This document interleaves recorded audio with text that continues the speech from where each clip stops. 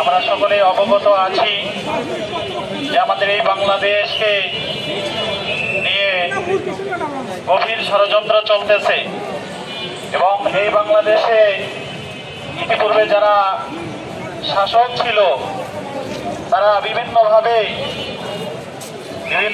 মানুষের অর্থ সম্পদকে লুণ্ঠন করতেছে। এজন্য আমাদের পীর সাহেব দাবি তুলেছে যে পিআর পদ্ধতিতেই নির্বাচন দিতে হবে। পিআর পদ্ধতি ব্যতীত কোনো অবস্থাতেই আমাদের নেতা নির্বাচনকে মেনে নেবে না।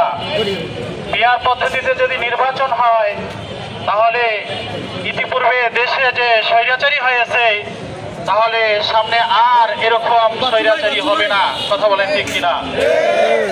এজন্য পিআর পদ্ধতিতেই নির্বাচন দিতে হবে। পিআর পদ্ধতিতে নির্বাচন যদি না হয়ে থাকে তাহলে পূর্বে যেরকম ভাবে ফ্যাসিবাদের দোসররা দেশের সম্পদকে বিদেশে পাচার করেছে, পরবর্তীতে তারা এরকম আবারও করবে। এজন্য আমাদের দাবি হলো পিআর পদ্ধতিতে নির্বাচন হতে হবে এবং সংস্কার করতে হবে।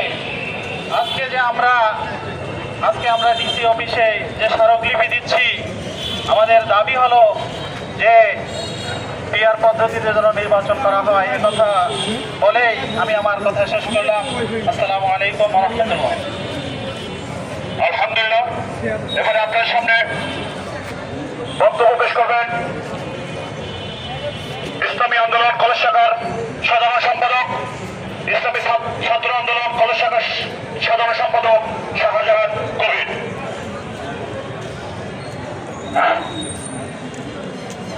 বিসমিল্লাহির রহমানির রহিম। নাহমাদুহু ওয়া নুসাল্লি আলা রাসূলিহিল কারীম। আম্মা বাদ। আপনারা জানেন ইসলাম দেশ মানবতার অতন্ত্র প্রহরী ইসলামী ছাত্র আন্দোলন বাংলাদেশের পক্ষ থেকে আপনাদের সবাইকে জানাই শুভেচ্ছা ও অভিনন্দন। পাশাপাশি আগামী ত্রয়োদশ জাতীয় সংসদ নির্বাচনে সরকারের